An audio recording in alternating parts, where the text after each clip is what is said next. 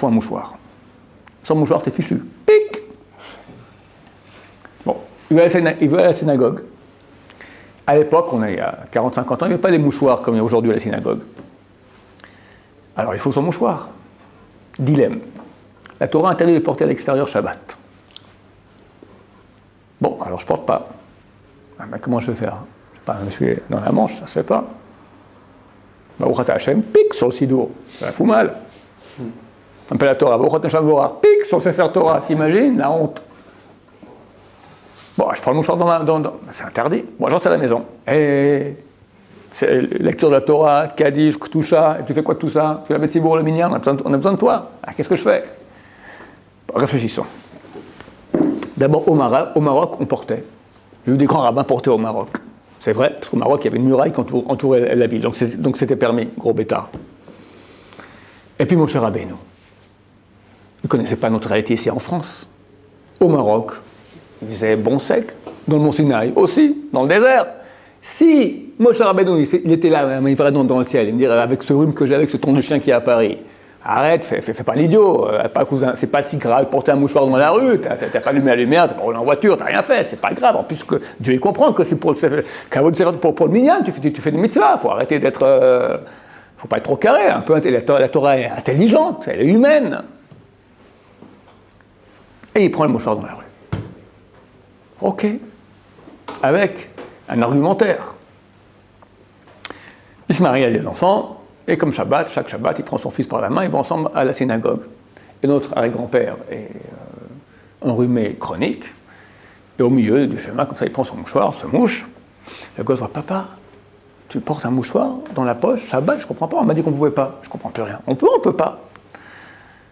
Attrapé en flagrant délit, le grand arrière-grand-père. Mais il a argumentaire qui est prêt, tu sais, mon fils. C'est vrai que les rabbins disent que non, mais moi, au Maroc, on portait. Et puis en plus, Moshe Rabbeinu, si elle a vu un cas pareil que moi je suis enrhumé, et puis le Kvod de la Torah, et le pic, il fait toute la totale, il déballe l'argumentaire. Bon, le gosse, il a compris. Qu'est-ce qu'il a compris, le gosse? Il a compris que dans des cas où c'est un peu ennuyeux, on peut contourner la Torah. Il va grandir le gosse. Puis un beau jour, il a 20 ans, il a eu son permis de conduire, il va à la synagogue, bien sûr, il pleut des cordes. Aller sous la pluie pendant une demi-heure, par ce temps-là, tu arrives à la synagogue, tu es trempé, tu rentres à la maison, pneumonie. Bon, ben, j'entre à la maison, Sefer Torah, Kaddish, Minyan, on a besoin de toi, le Minyan. Bon, ben, je ne peux pas sortir comme ça, je ne peux pas. La Torah dit d'ailleurs, il faut garder son corps en bonne santé. Une idée, la bagnole. Moi, Rabbeinu ne connaissait pas. C'est un jour de repos, Shabbat. C'est crevant, 3 fois. Il faut aller Shachrit, Mincha, Arvit, 3 fois les retours, 1 heure de marche sous la pluie. C'est pas humain, c'est un jour de repos, c'est marqué dans la Torah, pour se reposer. Bien sûr que moi, j'ai Rabbeinu pour ça. Et mon père, d'ailleurs, il m'a bien dit que dans les cas, on peut arrondir les angles. Bien sûr, on prend la voiture. Comme ça, au moins, je ferai une prière dispo, je serai bien. Voilà, c'est Kvod Shabbat, l'honneur du Shabbat. Il va sur la route, content, il voit le rabbin sous la pluie. Compris celui-là, dans le ghetto, d'accord? Rabbin obscurantiste moyenâgeux. Son fils, notre père, kidouche. Chérie, baisse la télévision, je fais le kidouche. Mais non. Ben oui. Mais parce que dans des centaines de milliers de familles, c'est comme ça que ça se passe. Avec la télé? Bien sûr, on baisse le son pour la kidouche, Kvod Shabbat, on baisse le son, on baisse avec la télévision. Même les bougies de Shabbat, des fois sur la télévision, des fois après l'entrée de Shabbat. Les bougies, c'est sacro, il faut allumer les bougies, c'est Kvod Shabbat, des fois après. Des fois en été, ça rentre, en hiver, à 4h30, à 4h30 du travail, là, allumer les bougies. C'est important. Et on garde des choses essentielles.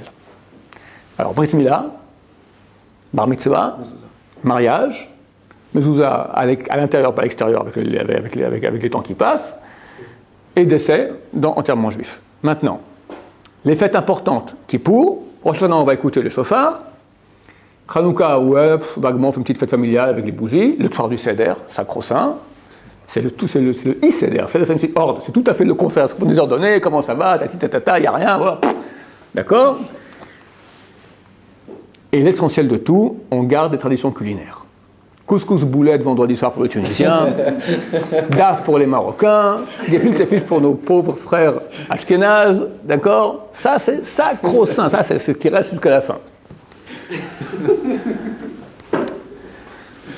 La Goya, pas trop, mais l'été, on va à Eilat, on va à la Tania, là-bas on s'éclate, c'est tous des juifs, il paraît. Tu parles aujourd'hui, ils ont fait l'importation de la provenance de Russie, avec Tatiana, Natacha, tout ce que tu veux. Notre génération, on va à la fac, on se sent juif, on est dans le mouvement, machin, l'UEJF, tatati tatata, pro-sioniste, tatati. Et puis il y a, comment on l'appelle ce coup-là? Allez, Suzanne. Yeux bleus, cheveux blonds, mignonne, gentille. Bon, au début, c'est pour s'amuser un peu, et puis on s'attache, et on s'attache, et on s'attache. Un beau jour, on va voir papa, maman, voilà, Suzanne et moi, on a bonne nouvelle vous annoncer, quoi, on va se marier. Mais mon fils, mais quoi papa? Mais elle n'est pas juive. Je ne comprends même pas quoi, c'est un singe. C'est un singe, tu la connais, Suzanne. Je m'entends avec elle, je veux mon bonheur, je suis heureux avec elle.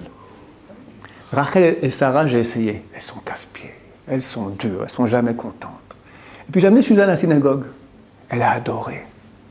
Elle a trouvé ça tellement solennel. Elle a pris le sidour. Elle ne sait pas très bien encore dans quel sens on lit comme ça. Elle m'a raconté qu'elle pouvait se concentrer à côté d'elle, Rachel et Sarah, papoter sans cesse du Lachon Hara. T'as vu lui, t'as vu machin. Alors qu'est-ce que tu préfères? Une Rachel tordue ou une Suzanne qui soit droite? Puis, dis pas à maman, je ne vais pas la rendre jalouse, elle fait la DAF, Suzanne, mieux que maman.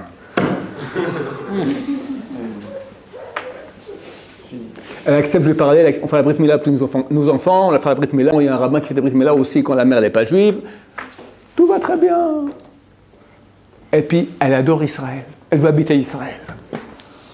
Alors, et voilà. Tu lui dis à ce monsieur-là, moi ça me suffit maintenant, je suis un juif du cœur, très bien. Ton fils sera moitié du corps, ton petit-fils sera goy. Et ça, c'est pas une fiction, c'est une réalité qui nous concerne tous. Quelqu'un qui fait du moitié-moitié, il met toutes les chances. Il y a des exceptions toujours. Des grands religieux qui ont des enfants complètement goy, et des grands goy qui ont des enfants, je parle des juifs qui se comportent comme des goy, qui pour venir ont des enfants qui sont des grands rabbins. Ça arrive, ce sont des exceptions.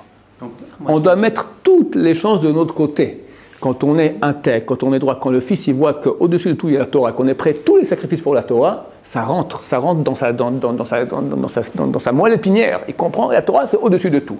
Ça continue. Mais quand on fait notre vie, quand ça touche la Torah, tac, alors on commence à faire un peu autrement, comme font certains mouvements que je ne vais pas citer le nom ici, d'accord? Juif mollo, on fait la vie, on est juif, tout ça, mais il ne faut pas pousser, d'accord? Et bien ça fait qu'à la fin il n'y a plus rien.